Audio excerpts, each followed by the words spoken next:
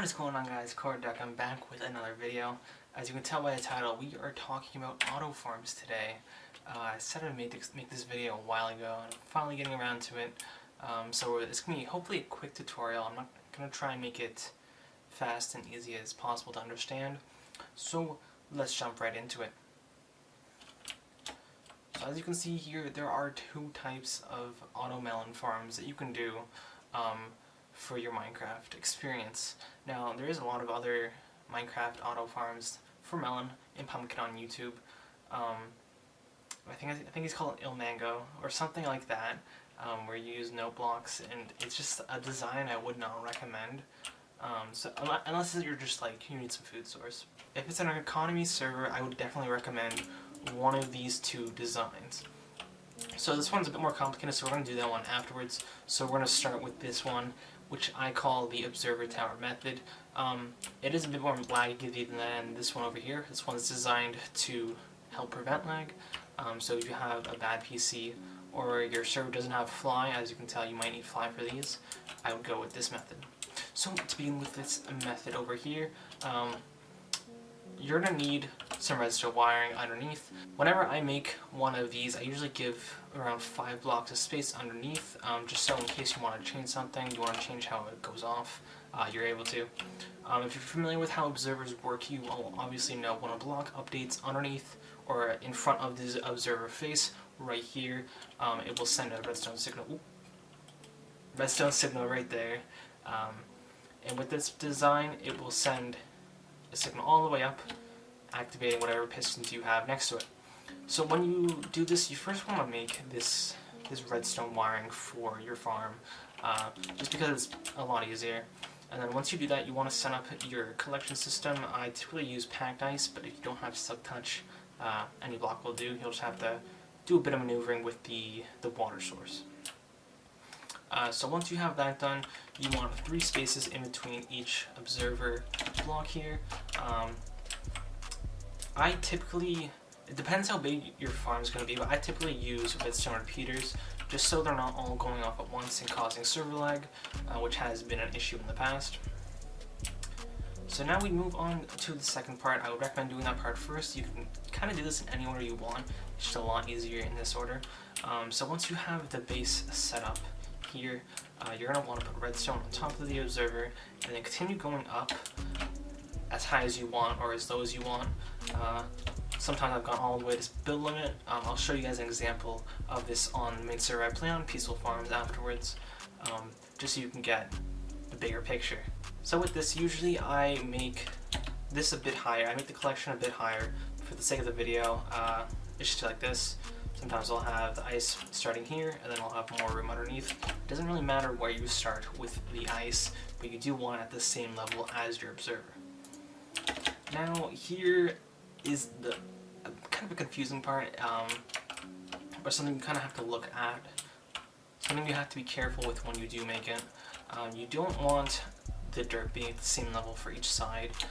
You do want it to be at different levels per side. With this side, you see the dirt is right above the ice, and with this side, it's 2 blocks above the ice. That's mainly because of how the pistons are placed.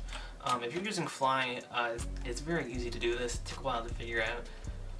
But you're going to want to place the pistons, clicking the...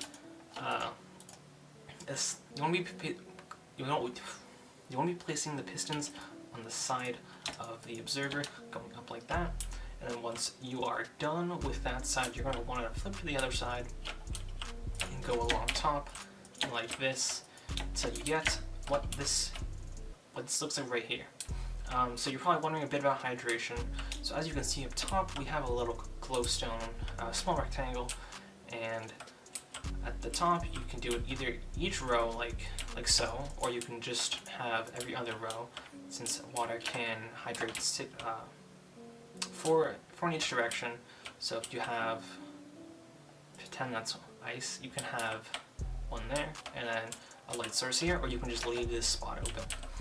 So once you do that, before you do that, you want to go underneath the farm. This is why I like to have a lot of space. You're going to want to have a little bit of a hole for the water to fall in, so it doesn't go on top of your redstone. It doesn't have to be very high. You just need something there so that doesn't happen.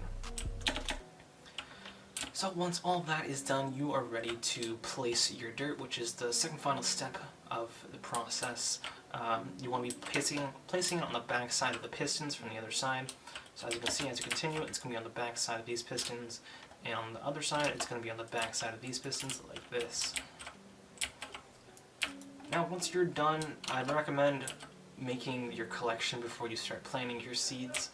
You can either do melon or pumpkin. Usually melon, because it produces more, even though the sell prices would be lower. It's just better. You yield a lot more, and it's definitely worth it in the long run.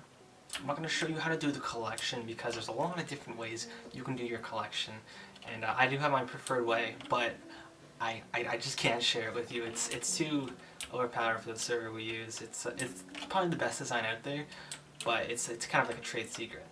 So this is the design, probably the easiest design if you have fly. If not, we will show you this one over here. So this is the lag efficient design. There's a few reasons why I absolutely hate this design.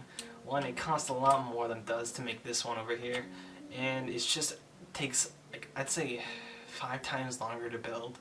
If you're using this just for like a food source, I would definitely recommend this since you don't need to fly. You don't want to, well, you don't need to risk it. I also forgot to mention with this one, you would need a timer. If you don't know what a timer is, it's just basically something that sends a redstone pulse every few minutes or a few seconds. There's many you can look up on YouTube. I'll probably make one at the end of the video quickly in case you don't know. But for now, let's get started with this. So unlike the other one over there, the dirt is the same level. The ice is right next to the dirt. But you're going to need quite a bit more redstone for this one, a lot in fact. You're going to need a center block that is full of redstone down the middle. I've seen some cases where if you're light on redstone, like you don't have too much, you can in fact use hard blocks. Obviously, I think it's right there. I'm not too familiar with that design, but I believe it does work the same. So instead you can just do every other block is a block, and then every other block between that is redstone. So once you have this foundation down, you're going to want to place your pistons alternating like this between air blocks. So you put your observers in afterwards next to it. So I'm trying to think. Oh no, okay. So the way I'll show you this afterwards. I figured it out. So essentially, when the melon stem grows, it changes. It sends a pulse to this, as so. All the pistons will push whatever is there down into your collection station to your storage.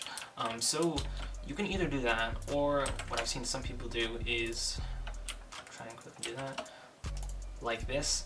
Because it's an observer, it'll send a redstone pulse in each direction, so it'll do that. If I'm not mistaken. Yes, there we go. You can either do that, alternating like that. It's up to you though, whichever one you prefer. Personally, I don't think this is easier. I think it's more effort. But one of the trickier issues with this is the hydration of the crops. Of course, you can just bone meal it, so you don't have to hydrate it, but there is a few ways you can do it. I've seen it where people put like big streams, kind of like how it is over here from the sky falling down to the middle. You can do that, but you're going to get quite a few % loss of your crops because it's going to get stuck in the water and then carry upwards. But you can also get some stairs quickly. We'll get the purple stairs. Do we have ice? No, we don't. Let's get some of that. We'll do it here quickly. There we go.